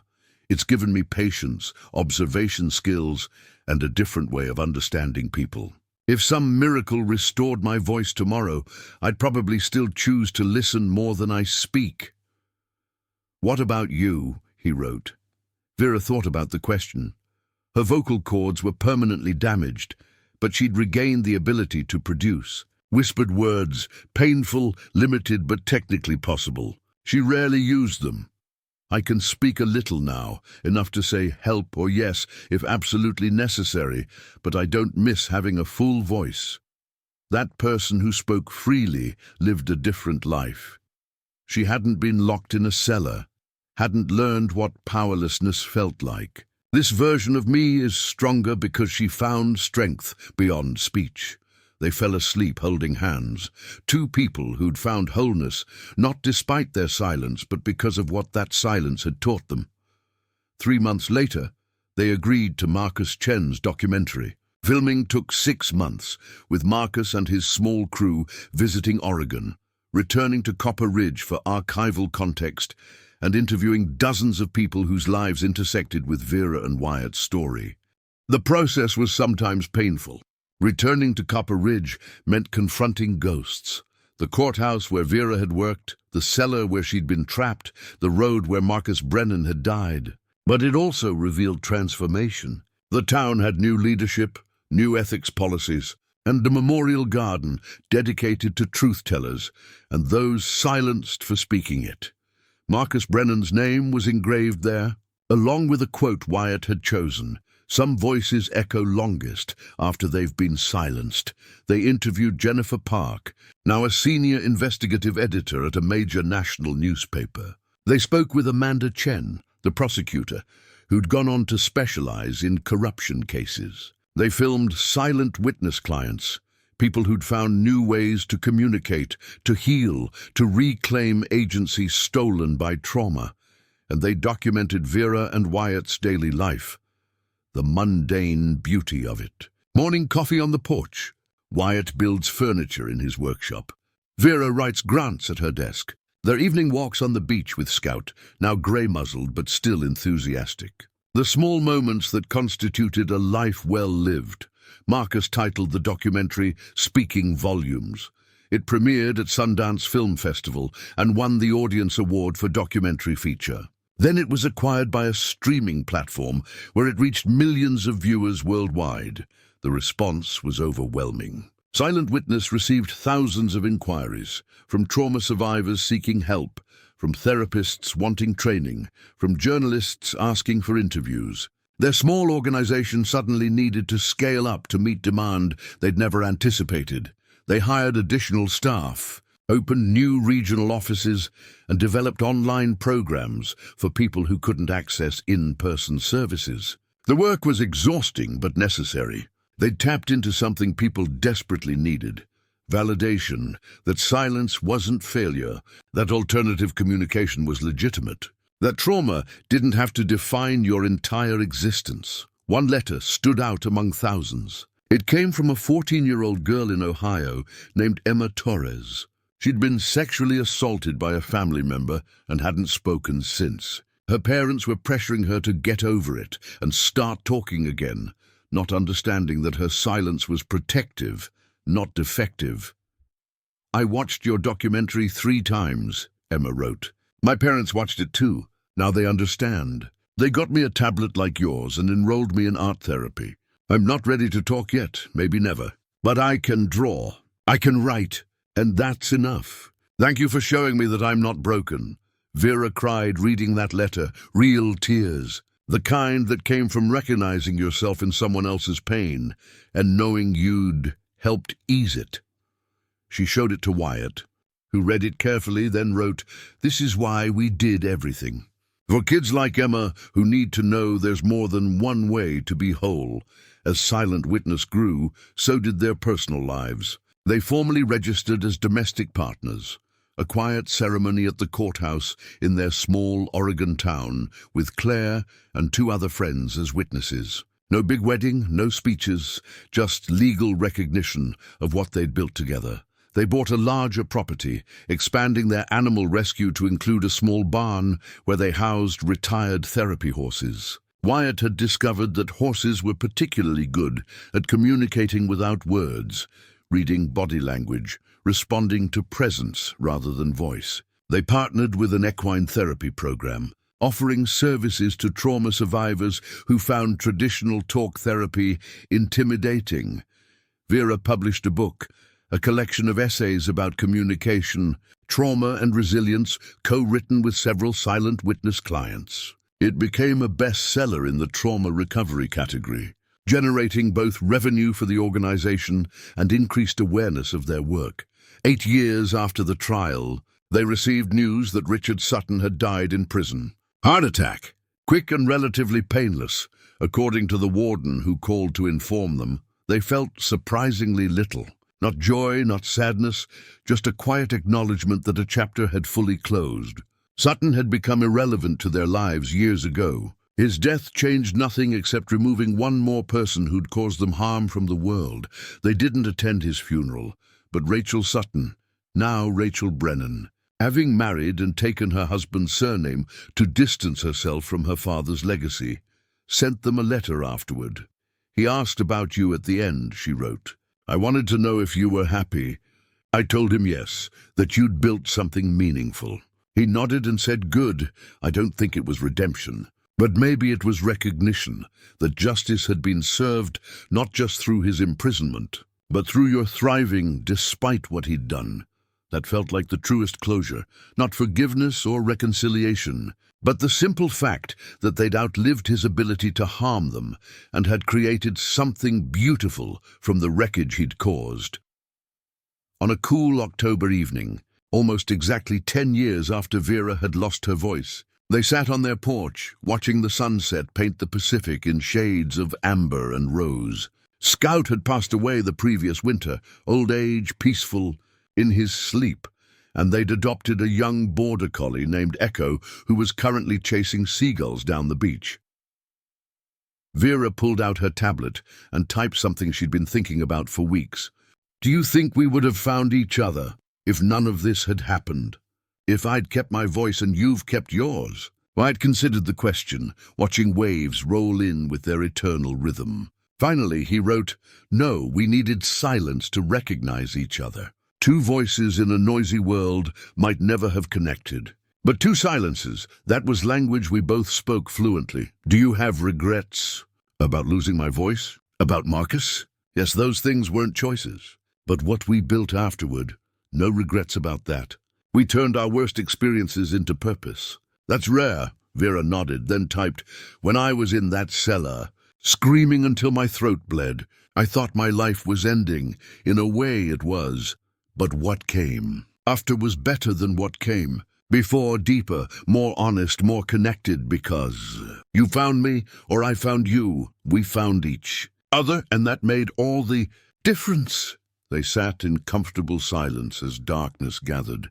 Two people who'd learned that the most important conversations didn't require sound. Around them, their life hummed with quiet purpose.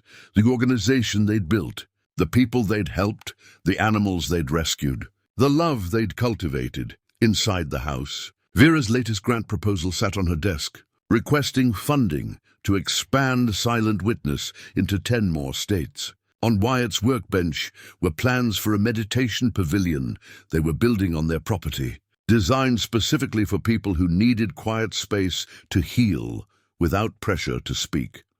Tomorrow, they'd return to their work, to the endless needs of people who'd been silenced by trauma and were searching for new ways to be heard. But tonight was for rest, for reflection, for gratitude that they'd survived and thrived. Echo came bounding back from the beach, wet and sandy and ecstatic. She settled between them, and they both reached down to stroke her soft fur. The dog's presence was another reminder that communication transcended language, love expressed through action, through presence, through the simple choice to stay. As stars began appearing in the darkening sky, Vera typed one last message. "I love you, not because we survived together, but because you taught me that silence can be sacred, that loss can become strength, that the quietest lives can speak the loudest truths." Wyatt read it, then took the tablet and added, "I love you too. You gave me permission to stop hiding, to use my silence as power instead of shame, to build a life that honors Marcus by helping others.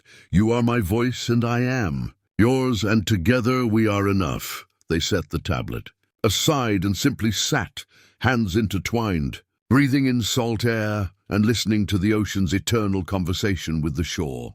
Two people without voices who'd learned to speak in ways that echoed across the country, touching thousands of lives, proving that sometimes the most powerful communication happens in perfect silence. Their story had begun with screams that no one heard and a mute cowboy who understood what others ignored. It had unfolded through danger and courage, through investigation and exposure, through trial and vindication. But it had transformed into something even more profound, a testament to resilience, to the many forms of voice, to the possibility of building meaning from trauma. They'd lost their voices but found their purpose. They'd been silenced, but learned to speak louder than they ever had before. And in the quiet they shared, they'd discovered that sometimes silence says everything that needs to be said. The waves kept rolling in, eternal and rhythmic, a conversation between water and land that required no words. And in that natural silence, Vera and Wyatt sat content, knowing they'd lived a story worth telling, not because of what they'd lost, but because of what they'd found in the loss. Some voices echo longest after they've been silenced, and some silences speak volumes that words could never express. This was their truth. This was their testimony. This was the sound of silence transformed into something beautiful, and it was enough. Up next, you've got two more standout stories right on your screen. If this one hits the mark, you won't want to pass these up. Just click and check them out. And don't forget to subscribe and turn on the notification bell so you don't miss any upload from us.